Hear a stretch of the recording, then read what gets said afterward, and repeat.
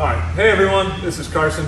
Going to talk you through just kind of what the average year looks like for a high school athlete or a high school pitcher that trains with us here at Evo. So kind of just, as you can see here, we got the calendar months laid out, and we're going to talk about when the athletes need to be ready to perform and why. So this is a question we get a lot, and I figured it would be super helpful for you guys. So we're right around that November time of the year, right? We're approaching November 1st, so athletes are starting to come in, they're starting to get serious about training, and they want to get things moving. So with that said, you see this line here. This is going to be the performance line.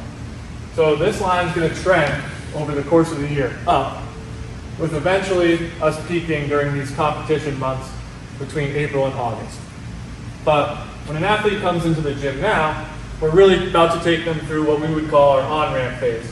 So during this phase, about 4 to 8 weeks, depending on what they did last year and kind of how old they are and certain things like that, we're going to build up their stress tolerance and get them used to throwing again, all while training in the gym and things like that. And then as we approach February and March, as we get into the high school season, that's where we're really going to see guys ramp up. They're going to return to throwing high-intensity bullpens, and they're really starting to get ready for the competitive season. But we don't really need them to be ready to perform at a peak level yet. We want that to happen a little bit later in the summer. Because what's going to happen is if kids have aspirations to eventually play in college, they're going to be recruited and seen during these summer months of June and July.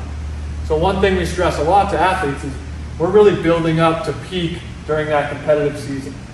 That competitive season is about 16 to 24 weeks, depending on what teams you're on and things like that.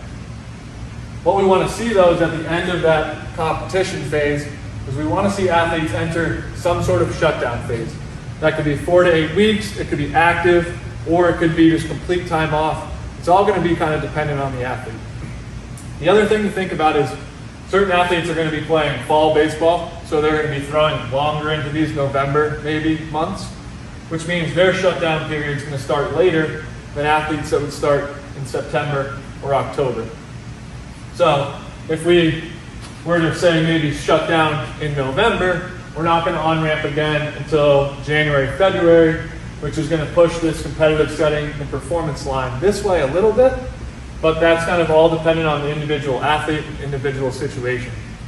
Again, the most important thing to take away is that we want to see the athlete's performance trend up over the year and then have them take some sort of restorative time off. We do not want to see an athlete build up to this peak performance level and then try to maintain it year round. That's where we see athletes set themselves up for injury, and we really are just trying to make sure that our athletes in the gym are educated on why we're doing these things. So with that being said, if you have any questions or if any of this doesn't make sense, just leave us a comment. We'll do our best to explain why.